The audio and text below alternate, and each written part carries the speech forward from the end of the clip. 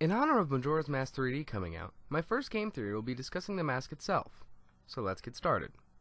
Where did the Majora's Mask come from?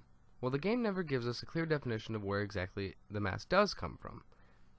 So looking at some of Hyrule Historia's concept pieces, it has a great piece of what Ganondorf would have looked like in Twilight Princess. Now, a few of you may be in awe, or some of you might just be wondering what this has to do with anything. Well, look closer, particularly at Ganon's chest piece.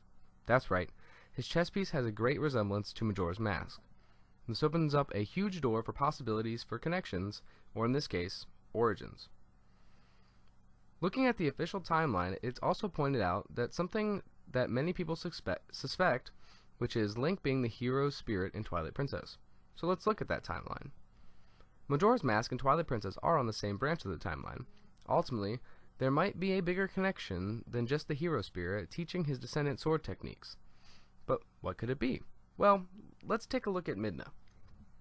Her Shadow Armor's eyepiece looks familiar, doesn't it? Almost as if it shares a resemblance to Majora's Mask. But if the mask is connected to the Twilight species, it has to be tied in more than just looks. That's where we head deeper into the lore.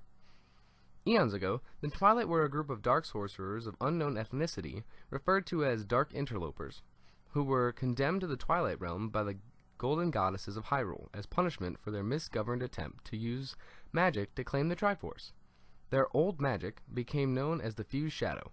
However, during their failed attempt to conquer the Sacred Realm, their fused shadow was split into 4 pieces and scattered throughout the 2 realms, the Twilight Realm and Hyrule.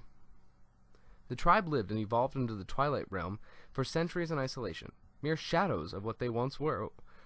Over time, they grew used to their surroundings and came to accept their fate.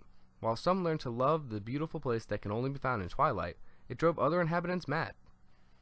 But what was it that the Happy Mask salesman said about Majora's Mask?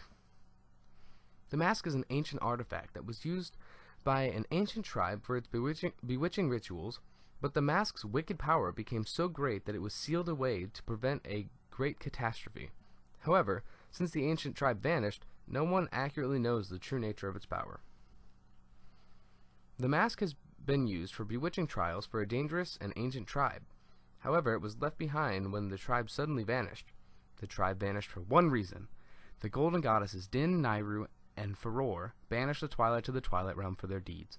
Therefore, the mask is a fused shadow left behind from their banishment. Thank you so much for watching, and I hope you really enjoyed this. If you did, give it a like, and consider subscribing. Thank you again for watching. Have a great day.